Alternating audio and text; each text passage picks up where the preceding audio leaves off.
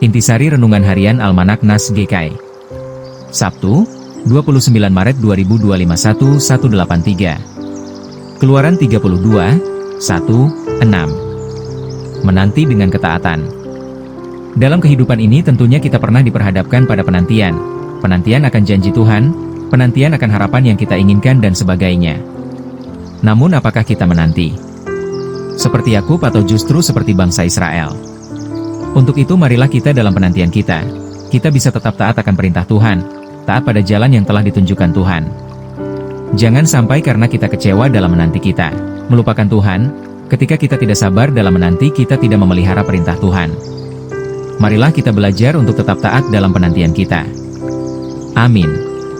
Tuhan Yesus memberkati.